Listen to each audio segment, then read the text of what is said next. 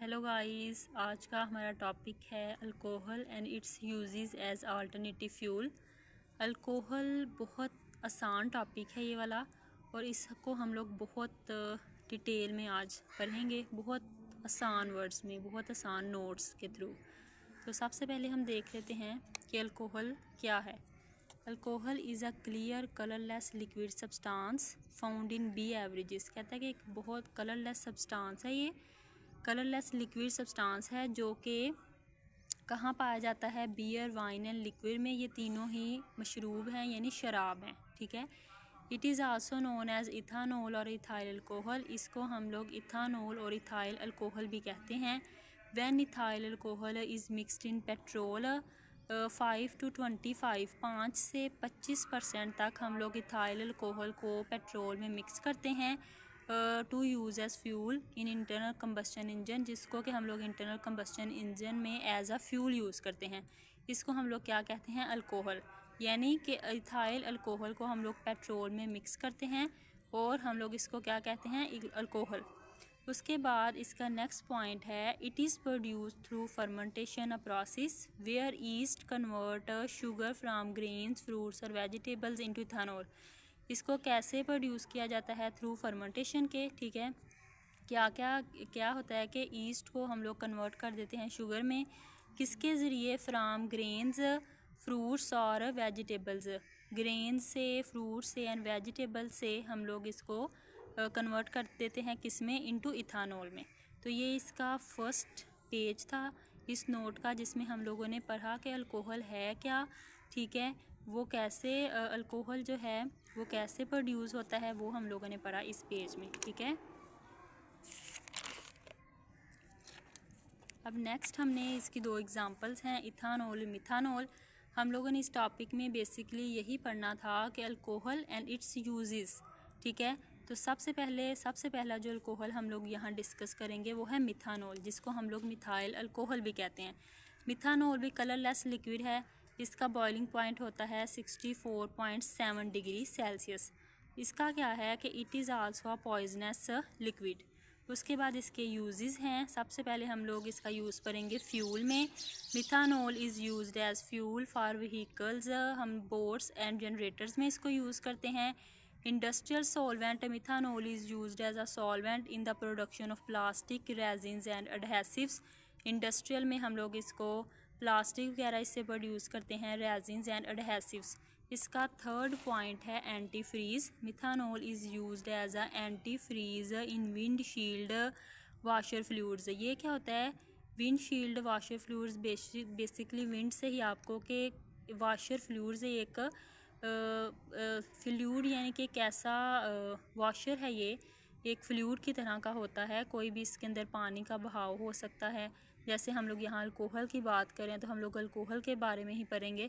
तो wind shield washer fluid होता है ये। और ऑटोमोटिव कूलिंग सिस्टम, यानी कि एक ऑटोमोटिव कूलिंग सिस्टम और विंड शील्ड वाशर फील्ड में हम इसको यूज़ करते हैं। विंड शील्ड वाशर फ्लूइड जो है ये हम लोग यूज़ करते हैं and automotive cooling system. Automotive यानी कि जो खुद से ही आपके पास मोटिव्स होती हैं, कुछ व्हीकल्स ऐसे होते हैं, जैसे हम लोग गाड़ियाँ यूज़ करते हैं, तो उसके अंदर जो कूलिंग सिस्टम होता है वो है, उसको हम लोग यहाँ पे automotive as a cooling system use कर रहे हैं, ठीक है। विंडशील्ड फिर हम लोग उसका शीशा वगैरह साफ़ करवाते हैं, तो वो यहाँ पे हम लोग वाशर फ्लूइड को यूज़ कर रहे हैं एंटी फ्रीज़ के लिए।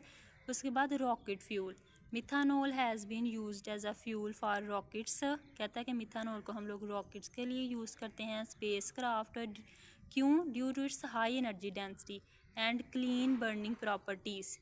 उसके बाद रॉकेट फ्यूल में यूज़ करते हैं क्योंकि इसकी हाई एनर्जी डेंसिटी होती है और इसकी जो बर्निंग प्रॉपर्टीज़ हैं वो बहुत क्लीन है, यानी कोई जब हम इसको बर्न करते हैं तो बहुत ज़्यादा गंद नहीं होता। Acetic acid production. फिर मिथानॉल को हम लोग एसिटिक एसिड को प्रोड्यूस करने के लिए भी इस्तेमाल करते हैं।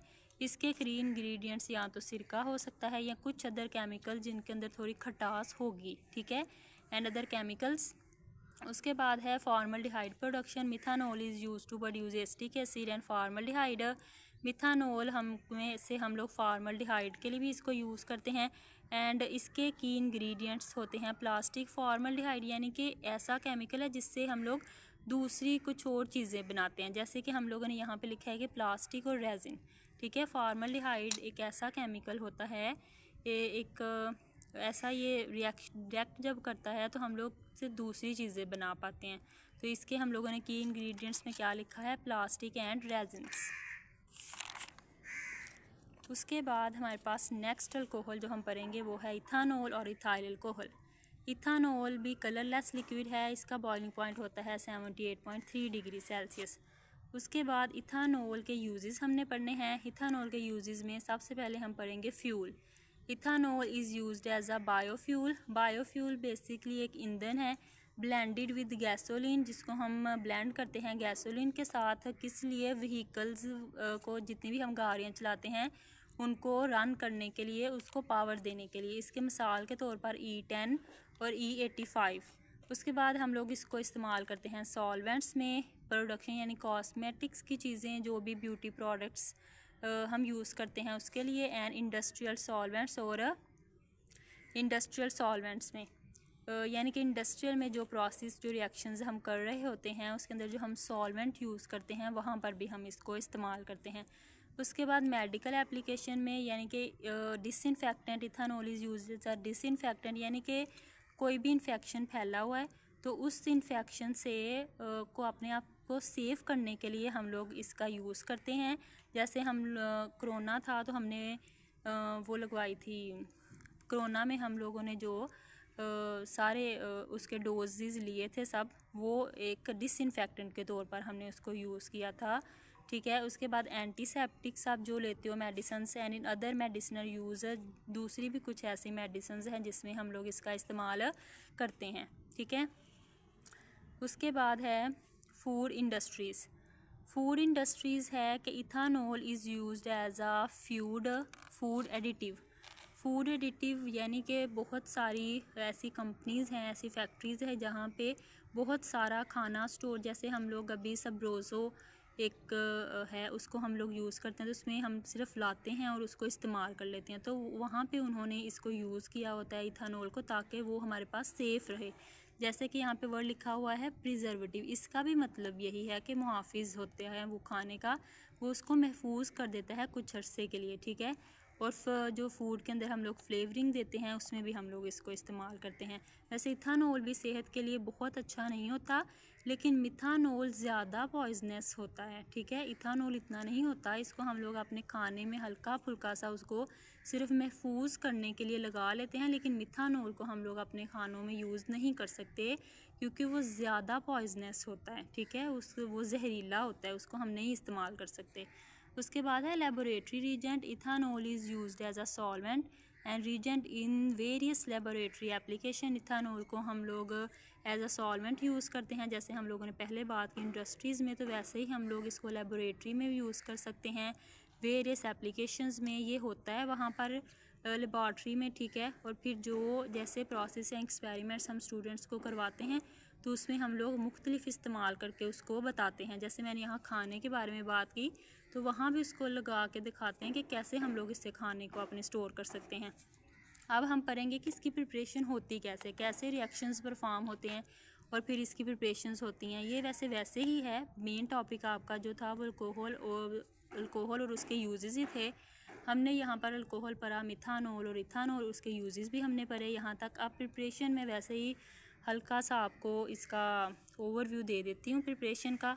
सबसे पहले आपने पास एक स्टार्च है, आप इसको वाटर के साथ रिएक्ट करवाओगे तो आपके पास मेल्टोस बनेगा, और मेल्टोस से नेक्स्ट जब आप उसका हाफ यानी जो मेल्टोस का है वो क्या होता है, ग्लूकोज, ठीक है।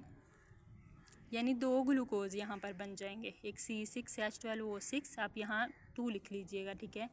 फिर आप उसी जो आपके पास ग्लूकोज है यानी जो शुगर है, ये जो है मेल्टोस, उसको आप लेंगे शुगर को और वाटर के साथ आप अगेन रिएक्ट करवाएंगे, ठीक है। और फिर आपके पास एक ग्लूकोज बनेगा, एक आपके पास बनेगा फ्रुक्टोस। फिर आप जाइमोस की मौजूदगी में करवाएंगे तो आपके पास इथानॉल प्लस कार्बन डाइऑक्साइड बन जाएगा। तो ऐसे होती है इथानॉल की प्रिपरेशन। अब मिथानॉल की प्रिपरेशन कैसे होती है, ये बहुत सिंपल है। निकल CuPd की मौजूदगी में 200 to 300 डिग्री सेल्सियस टेम्परेचर होता है, 50 to 100 एटमॉस्फेयर होता है इसके अंदर। CO, ठीक है, और 2H2 यानी कि हाइड्रोजन और कार्बन मोनोऑक्साइड को हम लोग रिएक्ट करवाते हैं और हमारे पास मिथानॉल बन जाता है CH3OH। तो ये ओवरऑल था इस टॉपिक के बारे में। आई होप कि आप लोगों को ये अच्छा लगा होगा टॉपिक, ठीक है। नेक्स्ट मैं आपको थोड़ा बता देती हूँ कि कैसे ये टॉपिक देखें। सबसे पहले हम लोगों ने ये देखा कि alcohol and its uses as alternative fuel, ठीक है। उसके बाद ये था पेज पूरा, मिथानॉल और मिथाइल अल्कोहल, ये उसके यूजेस थे मिथानॉल और मिथाइल अल्कोहल के, ठीक है। उसके बाद ये इथानॉल और इथाइल अल्कोहल था, उसके यूजेस हैं। एंड देन ये हैं उसकी प्रिपरेशन के बारे में लिखा हुआ है इथानॉल और मिथानॉल की। अगर आपको ये लेक्चर अच्छा लगा है तो लाइक और सब्सक्राइब ज़रूर कीजिएगा और मुझे दुआओं में याद रखिएगा।